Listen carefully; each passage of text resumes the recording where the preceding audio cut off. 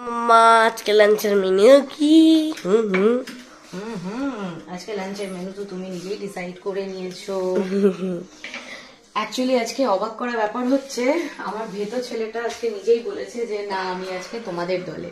মানে ওর বাবা বললো, বাবা আর ছেলের উপর ছেড়ে দিয়েছিল, মামি যে কি হবে দেখো, ডিসাইড করে তোমরা বলো, কারণ তোমরা তো দেখতেই পেয়েছো আমি অলমোস্ট একটা 15-20 অব্দি কাজ করেছি, তারপরে এখন রান্নাঘরে এসেছি।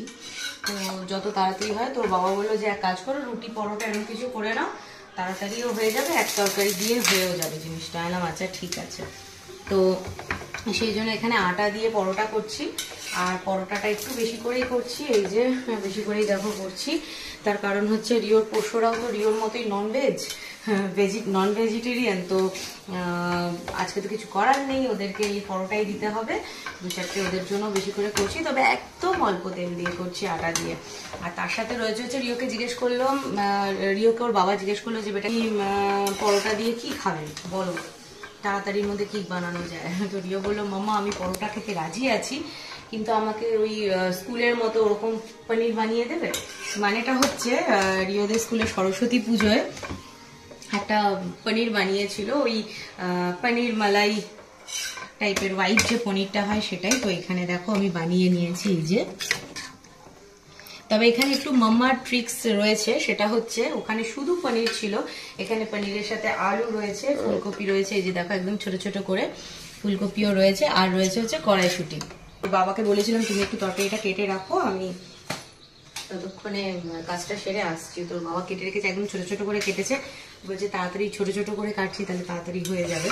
তো এখন ওর বাবা আবার কাজে বসেছে একটুখানি, নাহলে এখানে এসে হেল্প করতো, বললো তুমি করতে থাকো আমি এসে হেল্প করে দিচ্ছি, যার জন্য এত শর্ট টাইমের মধ্যে হয়ে যাচ্ছে। এখন দেখো ঘড়িতে কটা বাজে, এখন হ্যাঁ 2:10 বাজে, 2:10 বাজে না, 1 ঘন্টার মধ্যে হয়ে গেছে। আর এই যে গরম পড়ে গেছে, আমি ঘেমে চান করে যাচ্ছি।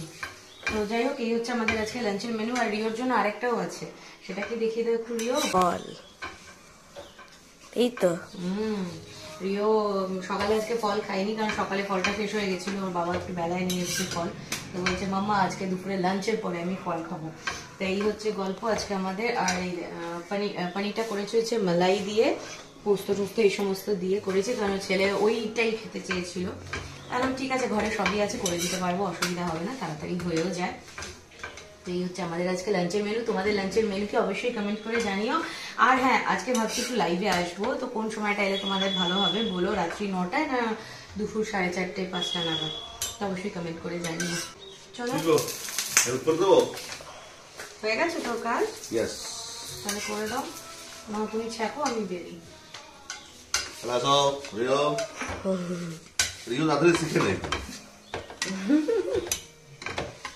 কাজে লাগবে না? ঠিক আছে, চলো টাটা সবাইকে।